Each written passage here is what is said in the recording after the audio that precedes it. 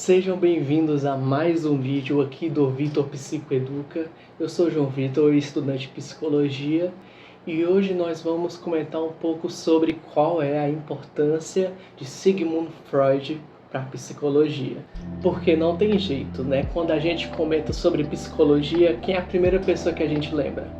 Esse cara de charuto, né? Sigmund Freud foi considerado o pai da psicanálise, foi ele que fundou essa teoria, essa abordagem psicológica, e mesmo pessoas que não seguem essa linha de estudo veem nele como um cara que foi muito importante para a psicologia, dado o momento e as coisas que aconteciam naquela época. E hoje vamos comentar um pouco sobre isso. Mas no mais, deixa seu like, se inscreve no canal e acompanha nosso Instagram, que vários conteúdos sobre psicologia e outros assuntos a gente traz lá nesse Instagram, beleza?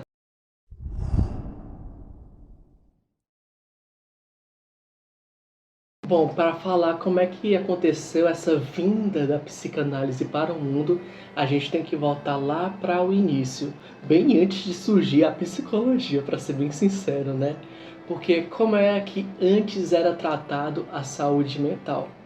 Bom, esse tópico saúde mental foi visto diferente ao longo das décadas, ao longo dos séculos. Na Idade Média, a questão da saúde mental, a pessoa estar doente mentalmente ou possuindo algum tipo de doença ali, era visto como se fosse uma interferência dos deuses naquela vida daquela pessoa. Como, por exemplo, essa pessoa fez alguma coisa ruim na vida dela, ela merece esse tipo de castigo. Ou então como se fosse atuação de seres malignos, sabe? Algum tipo de demônio que estaria atacando essa pessoa e provocando essas reações naquele indivíduo. Isso é como era visto, por exemplo, na Idade Média, né? Já na Idade Moderna já teve um avanço da medicina e da tecnologia, e a saúde mental era vista de uma outra forma, né? Muito mais científica. Para se tratar a pessoa que possuía algum tipo de patologia, algum tipo de doença, era feito de modo muito científico. A cientificidade era muito impregnada dentro da Idade Moderna. Mas como é que era tratado o sujeito no geral? Basicamente, o que era tratado eram as questões biológicas daquele sujeito. Biológicas, ou seja, as coisas mais orgânicas que aquele sujeito tem. Questões que você não pode mensurar, colocar de modo palpável, era muito complicado, porque precisava, por conta dessa cientificidade, se provar, se mostrar através de resultados, através de cálculos, que aquilo está ou não bem, que aquilo está ou não adequado ou não. Então, coisas mais subjetivas, coisas que não eram colocadas como fáceis de serem mensuradas, é colocado a questão da medicação que o sujeito toma e passa aquele desconforto que a pessoa está passando. Então é muito mais nesse sentido, sabe? Na Idade Moderna se trabalhava muito mais a questão biológica, né? E lá nos anos 1879 surge então a psicologia com Wilhelm Wundt. Sim, muita gente acha que foi o Freud que criou a psicologia, mas não é verdade. O Freud trouxe a psicanálise, que é uma abordagem dentro das várias abordagens que existem na psicologia. Mas o Wundt, a gente considera ele como o pai da psicologia experimental, porque foi ele que trouxe pela primeira vez o primeiro laboratório de psicologia experimental, que foi lá na Alemanha. Tá, beleza, João Vitor. E como é que era a psicologia no início da sua fase de desenvolvimento? Bom, como nós estávamos comentando, quem trabalhava mais essa questão da saúde do sujeito eram os médicos, né? Até porque não existia a ciência específica psicologia, né? Ainda não tinha se delimitado a psicologia como uma ciência autônoma. Então, em 1879, é o psicólogo que vai tratar sobre essas questões mentais, questões de patologias que acontecem na mente do sujeito. Então, é o psicólogo que vai atuar nisso. E como é que ele atuava nessa época?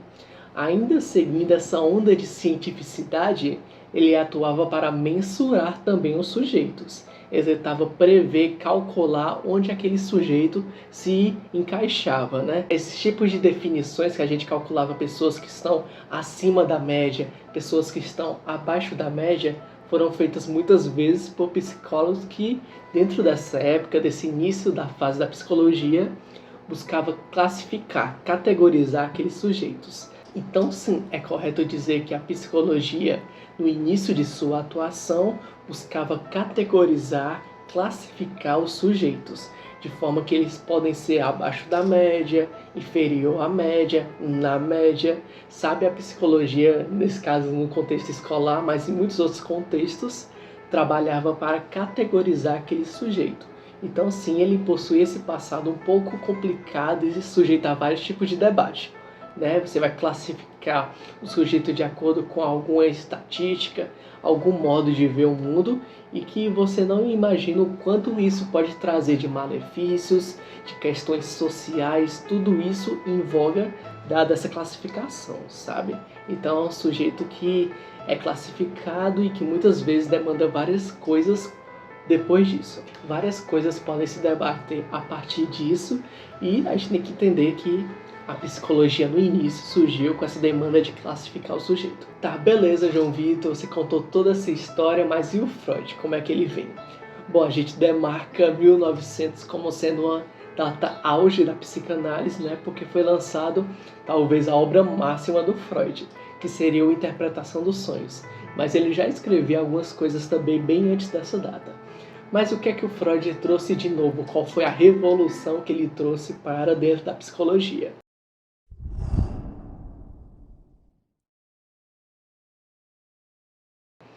Antes, a saúde mental era tratada como se fosse o profissional tendo aquele conhecimento, aquele estudo por trás dos fenômenos humanos, as coisas que aconteciam, era ele quem possuía o conhecimento. E o paciente, o cliente, seria aquele que iria receber ordens, iria receber recomendações desse que possui e é detentor desse conhecimento. Já na psicanálise, não. Quando o Freud trouxe seus debates, suas teorias, não. Dentro desse contexto, o Freud fala que não é o profissional que possui o conhecimento da patologia do paciente. É o próprio paciente que possui entendimento sobre a sua condição. Porque, de fato, é ele quem vivencia isso. É ele que vive constantemente com suas demandas, com seus malefícios, com todas as questões que envolvem ter ou não alguma patologia. E nós não podemos nos colocar como uma pessoa que entende o que ele passa exatamente, né? Porque isso só cabe a ele. Mas o que nós, psicólogos profissionais, estaríamos fazendo dentro desse processo é ajudar na medida do que for possível a ele entender suas questões, estar mais ciente das coisas que ele pode fazer, ter informações sobre a patologia que ele tem e também, lógico, de dar um amparo, né, de fornecer ajuda e escuta para ele acolher seus sofrimentos, suas demandas. É para isso que serve a psicologia dentro dessa nova lógica, né? Não é o profissional que detém o conhecimento, e sim o paciente que detém conhecimento sobre o que ele passa. E ele vai ajudar o paciente na medida que ele volte ao seu estado de bem-estar. E além disso, teve muitas outras coisas que aconteceu. A tal da associação livre. O que é que seria isso, né? O Freud percebeu que quando ele deixa o paciente falar livremente sobre suas questões, as coisas que ele aflige, ele percebeu que só nessa fala, só nesse desabafo, já provoca várias questões benéficas para o paciente. E que ele conseguia falar muito bem sobre isso e recordar várias coisas que antes não estavam tão nítidas na frente dele. Ou seja, só pelo ato de falar, pelo ato de se comunicar e explicar para o profissional o que ele passa, várias coisas já vão se encaixando na vida dele. Várias coisas ele já vai tendo mais ciência, já vai tendo mais consciência do que está passando, do que está sentindo. E assim, só nessa associação livre, o profissional já vai entender muito mais sobre como é que é a realidade desse sujeito, como essa própria fala do sujeito já vai provocar a melhora dele instantaneamente. Foi nessa questão da associação livre que o Freud trouxe que existiu essa livre associação do sujeito, de fato, né? Então, o cliente poderia falar o que lhe passasse na sua cabeça, o que ele quisesse falar, sem nenhum tipo de julgamento, sem nenhum tipo de recriminação. Tudo isso no setting terapêutico poderia ser dito e falado que não existiria nenhum tipo de julgamento ou algum tipo de lixamento para o sujeito ao falar. Lógico que o set terapêutico também possui suas regras delimitadas, né? precisa existir o respeito mútuo entre o paciente e o profissional, mas lá, em tese, é o local que ele pode falar tudo. Desde que respeite a condição do psicoterapeuta e do paciente, lá é um espaço aberto para você manifestar o que você está sentindo. E lá é tanto um local que você pode manifestar tudo o que ele estiver passando, sem nenhum tipo de lixamento, sem nenhum tipo de julgamento, que lá também é conhecido como espaço do sigilo. O Freud também trouxe essa questão do sigilo à tona, né? Que independente do que a pessoa contasse, lá seria um local que não iria escapar aquilo que estava sendo dito, que permaneceria ali no setting terapêutico, no espaço do consultório, aquela informação ela não seria divulgada para mais ninguém. A questão do sigilo é introduzida também para o setting terapêutico. Então é isso, essas foram as importâncias do Freud para dentro da psicologia, né?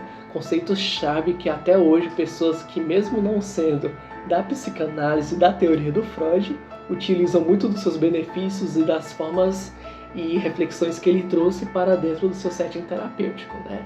Como a questão do sigilo, a associação de deixar o paciente falar livremente sobre suas questões. É mais nesse sentido que o Freud revolucionou a psicologia da sua época e trouxe vários benefícios para dentro da nossa profissão. É isso, pessoal. Espero que vocês tenham gostado. A gente se encontra na próxima. Tchau, tchau.